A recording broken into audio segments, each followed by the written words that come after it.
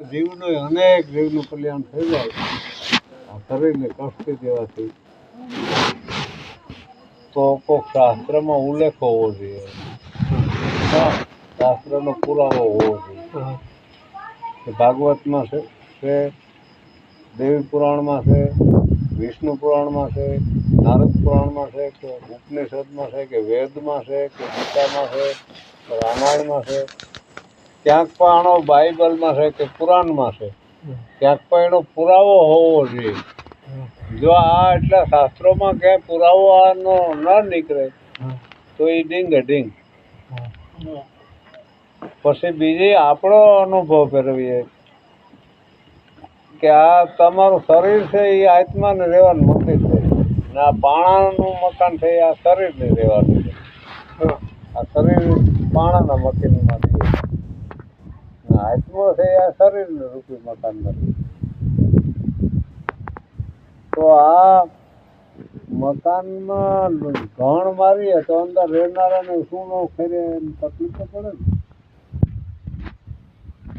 એ ઘર મંદિરની કષ્ટ દેવામાં રહેવામાં શું એમાં લાભ થાય? તારા મકાનમાં આગળ હું ઘણ મારું તો એમાં ત્રણે લાભ થાય કે નુકસાન થાય? તો આ આત્મો અંદર રહે ને આમાં આપણે તપસ્યા કરીએ, ભૂખું કાઢીએ, ટીંગાઈએ ને અંદર રહીએ, તપ કરીએ, તો એ આત્મો એમાં સાક્ષી નથી કે શાસ્ત્રોમાં. પછી બીજી વાત કે રાફડામાં હરફ કર્યો હોય, આપણે ડાંગુ માથે મારીએ તો હરફ ઊંડો ઉતરે. તો મોરલી વગાડતા આવડે તો એ પાછો નાસવા માંડે હરફ. મંદારીને મોરલી વગાડીને એને કબજે કરી દે. તો એ કબજે કરવો હોય તો તમારે પરમાત્માના ગુણગાન, કીર્તન, ભજન, સમરણ, દેહભાન ભૂલી જાઓ એમ કરીને રહી જવાય. પણ ભૂખું કાઢીને રહી જવાય ને મૂંગા વ્રત લઈને જો મેળવી લેતા હોય મૂંગા વ્રતમાં, તો આ ઢોરને, ગાયોને, ઊંદીડાને, મેંદડાને, કૂતરાને, તો કૂતરાને ઠીક પણ ઊંદીડાને આ ઢોરને કોઈથી બોલ્યા જ તો એને ન મળે. તો મૂંગા વ્રતમાં શું થાય કે એક સ્વભાવ એવો હોય ખરાબ માણસનો, ખરાબ હોય તો એને આપણે કહે તું મૂંગો મત નહીં. એ મૂંગો રહે ને ત્યાં સુધી બીજાને લાભ થાય, બીજાને લાભ થાય. નથી કહેતા કે તું મૂંગો મત કર, તો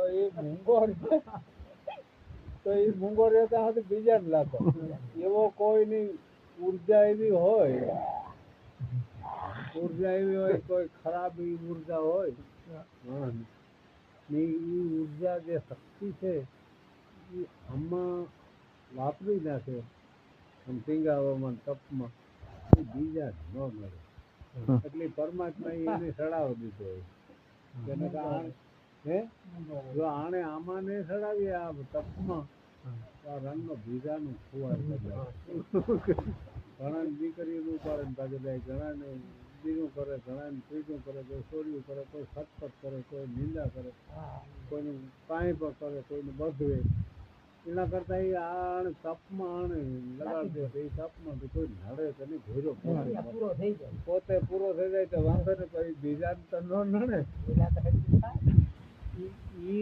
એવો હિસાબ કદાચ ભગવાનનો હોય. એક બાવો હતો યુપીમાં, તે આમને આમ આશ્રય કર્યો.